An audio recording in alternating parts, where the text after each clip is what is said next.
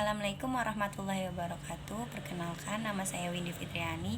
Saya dari Unit Gunungkan Poltangan. Saya ingin menjawab pertanyaan untuk hari ketiga. Yang pertama, apa yang harus dilakukan motivator apabila ada murid yang tidak mau masuk kelas?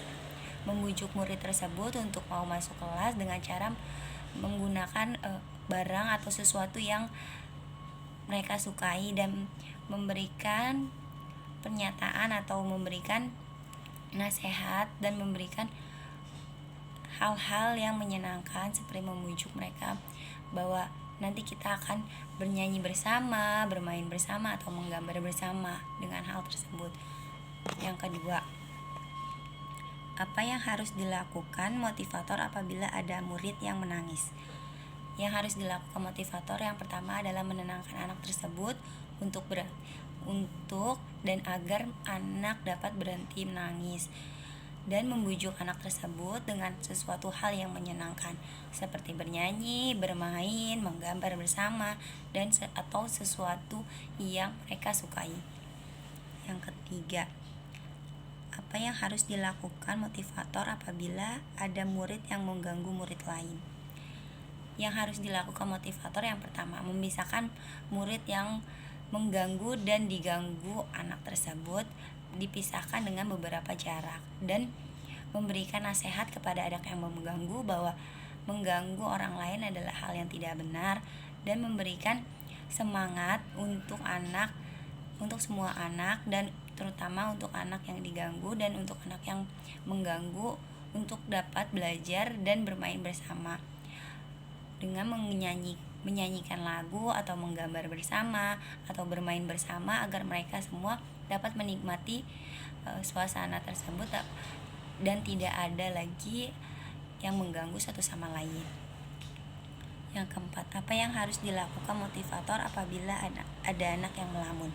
Yang pertama, menanyakan keadaan anak tersebut, apakah anak tersebut baik-baik saja atau tidak, dan mengajak anak tersebut mengobrol sesuatu hal yang mereka sukai, kemudian menanyakan hal-hal yang mereka sukai juga, kemudian mengajak bercerita, mengajak bernyanyi bersama.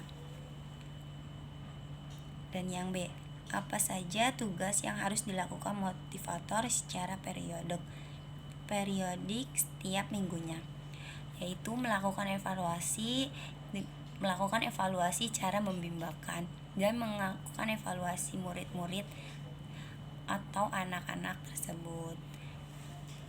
Yang C, apa saja tugas rutin yang harus dilakukan oleh motivator setiap harinya?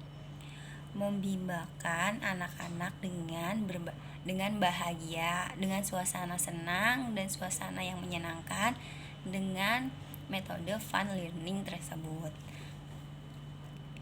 Yang D, bagaimana cara agar motivator mengetahui karakter dan kesukaan anak-anak? Yang harus dilakukan motivator adalah memasuki dunianya anak-anak tersebut, mengajaknya mengobrol, apa kesukaannya, apa yang dia lakukan di rumah, kemudian mengajak bercerita, kemudian bernyanyi bersama.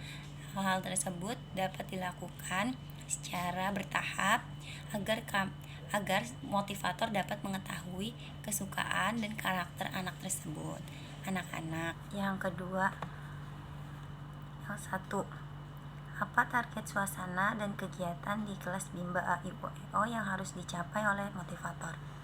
Dengan suasana kelas yang bahagia, menyenangkan, bermain dengan anak-anak, dan melakukan metode fun learning tersebut. Kemudian yang kedua, bagaimana cara motivator mencapai target atau tugas di kelas Bimba AIUEO? Dengan menerapkan metode Bimba seperti fun learning, small step system, kemudian individual system, dan dicampur atau digabungkan dengan variasi skill. Yang B, apa tanggung jawab utama motivator Bimba?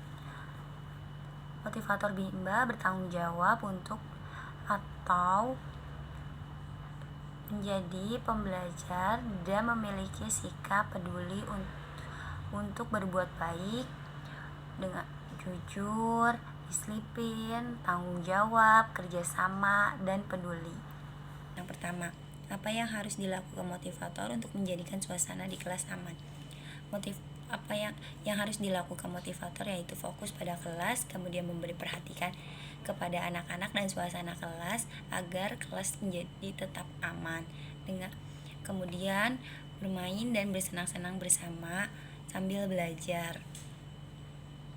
Yang kedua, apa yang harus dilakukan motivator untuk menjadikan suasana di kelas nyaman?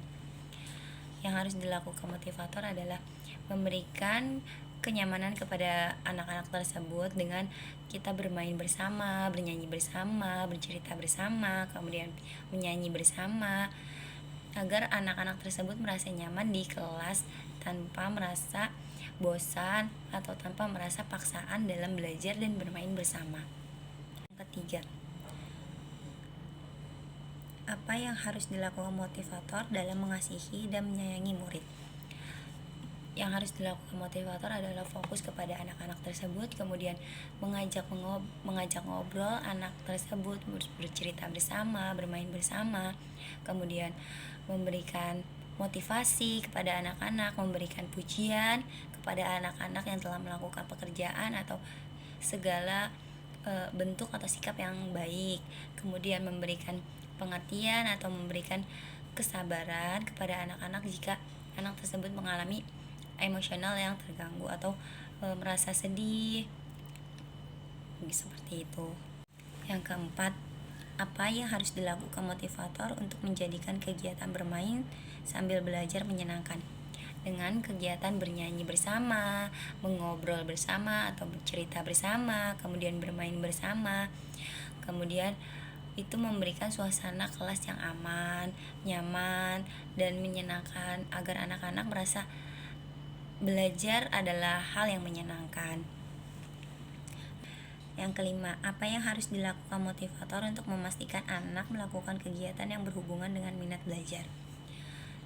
Dengan memberikan kenyamanan, keamanan, kemudian memberikan kegiatan itu menyenangkan kepada anak terlebih dahulu agar anak merasa belajar itu tidak ada paksaan atau belajar itu menyenangkan, agar anak merasa minat belajar tersebut adalah hal yang menyenangkan bagi anak-anak tersebut, dan anak-anak dapat mengulangi kegiatan tersebut di kegiatan yang lainnya seperti di rumah atau di sambil bermain. Yang keenam, apa yang harus dilakukan motivator untuk memastikan anak melakukan kegiatan sesuai dengan tahapan perkembangan? Yang harus dilakukan motivator yang pertama adalah mengevaluasi hasil kerja anak-anak tersebut, apakah anak-anak melakukan perkembangan dalam pembelajaran tersebut, kemudian memberikan pembelajaran yang berada di tahap di atasnya, kemudian memastikan anak tersebut dapat melakukan kegiatan tahap selanjutnya dengan baik dan menyenangkan pastinya, dan kemudian anak-anak dapat berkembang dengan baik dengan tahapan yang kecil namun berpengaruh pada belajar dan minat belajar anak tersebut. Sekian dari saya. Wassalamualaikum warahmatullahi wabarakatuh.